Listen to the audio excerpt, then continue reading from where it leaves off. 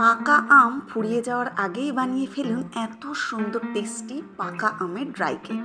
Just একবার বানিয়ে রাখবো আর 2 সপ্তাহ পর্যন্ত এটা আরামসে খেতে পারবো। তো নমস্কার, আমি সুতপা বরাবরের মতো আজকে নিয়ে এসেছি একটা পাকা আমের কেক।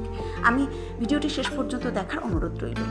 আমি মাঝারি সাইজের আম নিয়েছি, আমটাকে টুকরো টুকরো করে কারণ আমি মিক্সার গ্রাইন্ডারের মধ্যে নিয়েছি। আর 1 কাপের থেকে একটু কম কিন্তু আমি গোটা চিনি নিয়েছি, আর জল নিয়েছি আমি 1/2 কাপ মতো।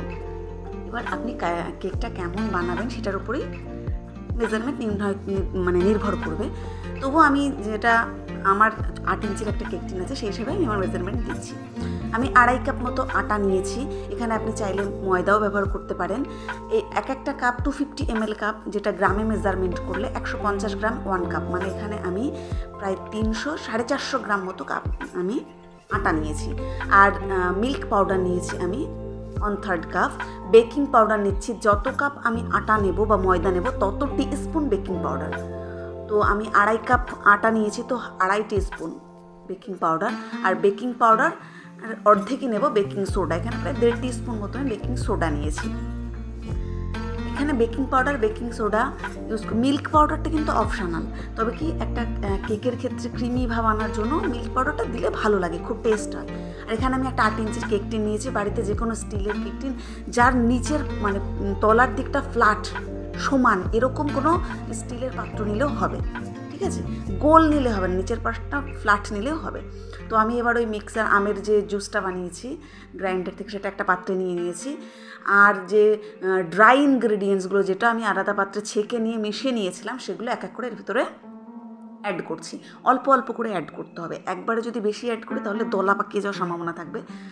এবার আমি অল্প অল্প করে অ্যাড করবো। একটা সময় দেখা যাবে এটা বড্ড টাইট হয়ে যেতে পারে, যদি সেরকম হয় আমি প্রয়োজন অনুসারে একটু জল অ্যাড করতে পারি। ব্যাটারটা প্রচণ্ড পাতলা করা যাবে না, আবার একদম বেশি টাইট করা যাবে না। একটা এমন ব্যাপারটা থাকতে হবে যাতে আমি তার উপরে যেমন ড্রাই ফ্রুট দিলে যদি বেশি পাতলা হয় তাহলে ওটা বসে যাবে, আর যদি বড্ড বেশি টাইট হয়, টাইট হলে অসুবিধা নেই, তবে পাতলা যেন না হয়, এটা হচ্ছে কথা। এবার আমি ওটাকে, আর আমি যেটা ভিনিগার দিয়েছি সেটার মধ্যে লেবুর রস দিলেও হবে 1/2 টিস্পুন মতো। এবার আমি ড্রাই ফ্রুটস আমার কাছে যা যা ছিল আমি সেগুলোকে দিয়ে দিলাম। যার কাছে যা থাকবে, কাজু কিশমিশ আমার যা থাকবে সেগুলোকে সব স্প্রেড করে দিলে হবে, এগুলো দিয়ে দিলাম। তো কেক টিনটাকে সবার আগে আমি কী বলছি, একটু তেল দিয়ে কিন্তু গ্রিস করে নেওয়ার পরে চারপাশে একটু আটা দিয়ে দিতে হবে, ঠিক আছে? এবার আমি একটা কড়াইটাকে 5 মিনিট আগে লো ফ্লেম দিয়ে আমি 5 মিনিট মতো গরম করে নিয়েছি। তারপরে আমি কেক টিনটাকে দিয়েছি। পুরো 30 থেকে 35 মিনিট আমি এটাকে ওপেনই করবো না। 35 মিনিট পর আমি একটা টুথপিক দিয়ে চেক করব। তো আমার এটা 35 মিনিটের মধ্যে কেকটা হয়ে গেছিলো। এই কেকটা 30 থেকে 35 মিনিটে যদি না হয়, চেক করার পরে দেখা যাচ্ছে একটু কাঁচা আছে, তাহলে আরও 5 মিনিটের জন্য ঢাকা দিয়ে রাখতে হবে। এটা কিন্তু নির্ভর করে যে কখনো ব্যাটারটা পাতলা হয়ে গেলে বেশি সময় লাগে, বা একটু গাঢ় হয়ে গেলে, টাইট হয়ে গেলেও একটু সময় লাগে। এটা এই জন্য একটু সময়ের হেরফের হয়, যে আমার 35 মিনিটে হয়ে গেছে বলে আপনারও হবে, ওটা ভাবার কোনো দরকার নেই। আর এই কেকটা আমি একটা বাড়িতে নিয়ে গেছিলাম, আমার এক রিলেটিভের বাড়িতেই আমি নিয়ে গেছিলাম, সেই জন্য কেকটাকে আমি একটা ক্লিন র্যাপ দিয়ে র্যাপ করে নিয়ে গেছি। আসলে কি বলতো, যখন বেড়াতে যাই না, কোথাও বেড়াতে গেলে মিষ্টি এগুলো তো সবাই নিয়েই যায়, একটু অন্য স্বাদের কিছু নিয়ে গেলে, যদিও সেই বাড়িতে অনেক বাচ্চারা আছে, ওদের খুব ভালো লাগে। তো দেখুন আমার এটা হয়ে গেল র্যাপ। তো আপনারা একবার ট্রাই করে দেখুন, আর অবশ্যই আমাকে ভালো লাগলে জানাবেন, আর ভালো লাগলে অবশ্যই লাইক করবেন, সাবস্ক্রাইব করবেন। দেখা হচ্ছে পরের ভিডিওতে।